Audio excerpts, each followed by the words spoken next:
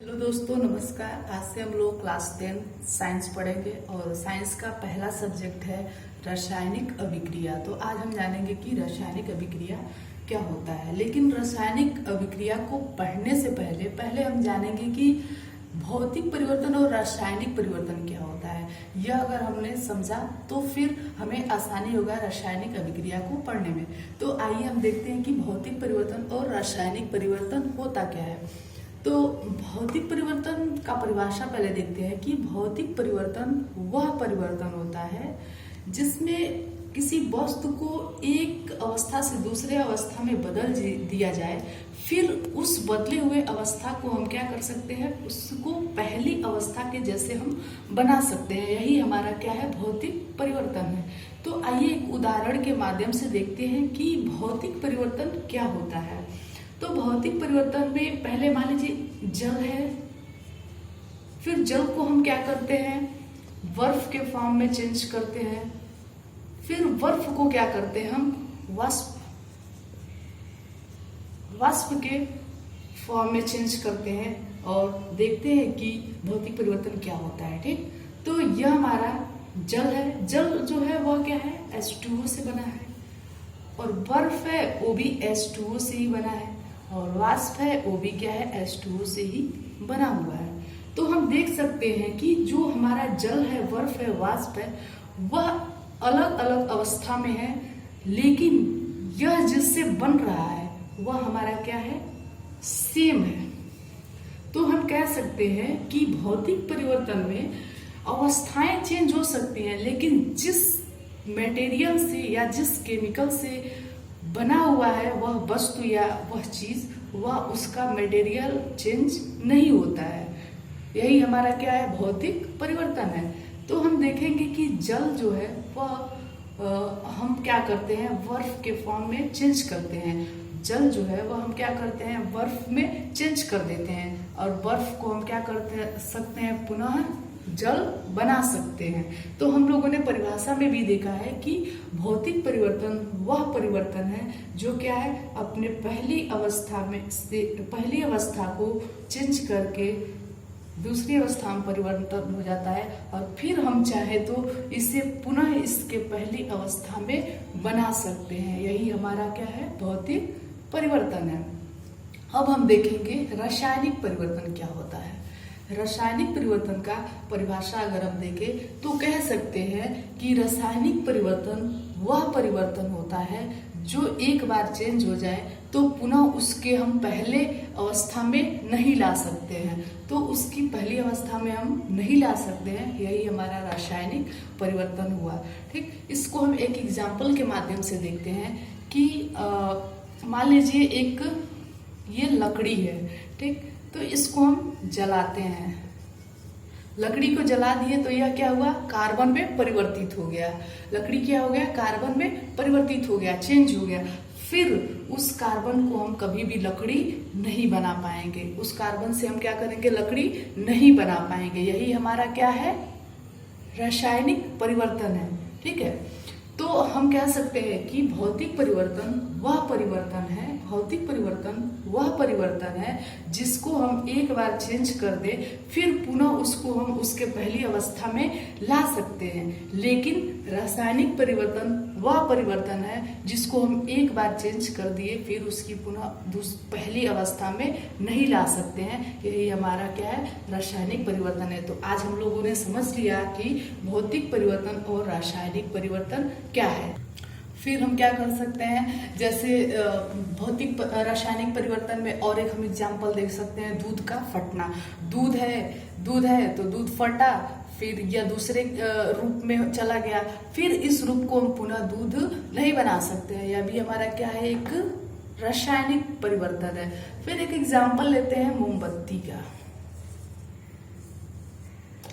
तो मोमबत्ती में हम देख सकते हैं कि यह भौतिक और रासायनिक दोनों परिवर्तन होता है। किसमें, मोमबत्ती में। कैसे, मान लीजिए ये मोम है, तो मोम जब जल के पिघलता है तो वह क्या होता है, पुनः एक मोम के फॉर्म में आ जाता है।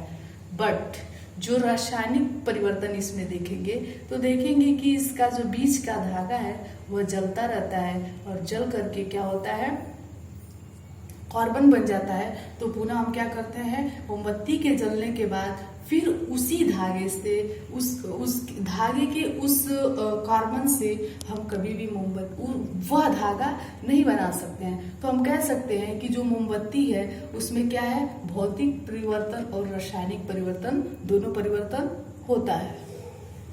तो अब हम पढ़ेंगे, अब हमने देखा कि रासायनिक भौतिक परिवर्तन और रासायनिक परिवर्तन क्या होता है। तो अब हम अपने मेन टॉपिक पे आते हैं, रासायनिक अभिक्रिया पे। तो हम कैसे जान सकते हैं कि यहाँ पे रासायनिक अभिक्रिया हुआ है या क्रिया हुआ है। तो इसके लिए हम क्या करेंगे, 4 पॉइंट पे देखेंगे और समझेंगे कि हाँ यहाँ पे एक रासायनिक अभिक्रिया हो रहा है। तो हमारा मुख्य पॉइंट जो है वह क्या है, अवस्था में परिवर्तन है, रंग में परिवर्तन है, गैस का निकलना और तापमान में परिवर्तन। इन चारों बिंदुओं को देख के हम कह सकते हैं कि यहाँ रासायनिक अभिक्रिया हो रहा है। तो आइए हम एक क्रिया विधि के माध्यम से देखते हैं कि रासायनिक अभिक्रिया कैसे होता है। देखिए, एक कोनिकल फ्लास्क लेते हैं और उसमें हम कोनिकल फ्लास्क या जार कह लीजिए, उसमें हम क्या करते हैं, पहले से जिंक को रखे हैं, Zn को डाल के रखे हैं और उस Zn में और जार के अंदर हम क्या करेंगे, H2O गैस को H2SO4 को डालेंगे। ठीक, H2SO4 यानी सल्फ्यूरिक एसिड को क्या करेंगे, सल्फ्यूरिक अम्ल को क्या करेंगे, डालेंगे। ठीक, तो हम जब डालेंगे तो ये क्या है, पहले से यह जो Zn है, जिंक है, वह क्या है, वह स्थिर तापमान में है, उसका क्या है, एक सांद्र है। ठीक, एकदम स्थिर तापमान है। और जब हम क्या करते हैं, H2SO4 को इस कोनिकल फ्लास्क के अंदर डालते हैं तो वह क्या होता है, उसमें तापमान में क्या हो जाता है, परिवर्तन हो जाता है, उसके तापमान में क्या हो जाता है, वृद्धि हो जाता है। ठीक, तो हम देख सकते हैं इन चारों पॉइंट में क्या है, हमारे तापमान में परिवर्तन हो रहा है। फिर हम जब देखेंगे कि H2SO4 को इस जिंक के जार में डालते हैं तो क्या होता है, हाइड्रोजन गैस निकलता है। तो हम यह भी कह सकते हैं कि यहाँ गैस का निष्कासन हो रहा है। फिर हम अगला पॉइंट अपना देखते हैं, तो हम देखेंगे कि Zn और H2SO4 क्रिया करते हैं तो क्या होता है, इसके कलर में भी परिवर्तन हो रहा है, इसके रंग में भी परिवर्तन हो रहा है। फिर देखेंगे नेक्स्ट अपना है अवस्था में परिवर्तन। तो हम कह सकते हैं कि पहले यह Zn था, फिर हम क्या किए, H2SO4 से क्रिया कराया तो क्या हुआ, यह इन दोनों से क्रिया करके क्या हो गया, जिंक सल्फेट बनेगा। और हम कह सकते हैं कि जिंक की जो अवस्था है वह उसके अवस्था में परिवर्तन हुआ है और यह क्या हुआ है, जिंक सल्फेट का निर्माण हुआ है। तो हम इस क्रिया विधि को देख के समझ गए हैं कि इस क्रिया विधि के अंतर्गत ये 4 पॉइंट हमें देखने को मिल रहे हैं। और जहाँ ये 4 पॉइंट देखने को मिलेंगे वह क्या है, रासायनिक अभिक्रिया है। ठीक है, फिर इस क्रिया विधि को एक समीकरण यानी एक रिएक्शन के माध्यम से, केमिकल रिएक्शन के माध्यम से समझेंगे। तो हम देखेंगे कि हमारा पहले से क्या था, कोनिकल फ्लास्क में जिंक था, तो जिंक लिए हम, Zn जिंक लिए, फिर उसमें हम क्या ऐड किए, ऐड करना। ठीक, तो हम क्या करेंगे, Zn+। ठीक, फिर हम Zn को क्या किए, Zn में क्या किए, H2SO4 को ऐड किए।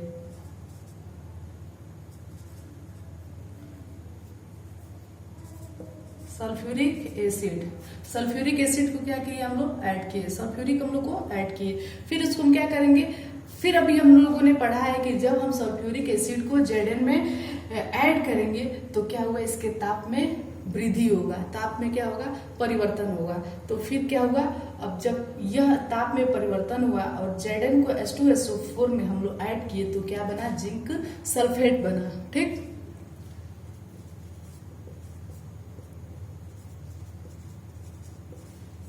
क्या बना, जिंक सल्फेट। और क्या हुआ, हमारा हाइड्रोजन गैस क्या हुआ, बाहर की तरफ निकल गया। तो इस क्रिया विधि के माध्यम से हम समझे कि रासायनिक अभिक्रिया क्या होता है। तो हम रिएक्शन के माध्यम से भी समझ लिए और एक क्रिया विधि के भी माध्यम से समझ लिए कि रासायनिक जो अभिक्रिया होता है वह क्या होता है। तो Zn और H2SO4 का क्रिया हुआ और क्या हमें मिला, जिंक सल्फेट मिला और हाइड्रोजन क्या हुआ, बाहर की तरफ निकल गया।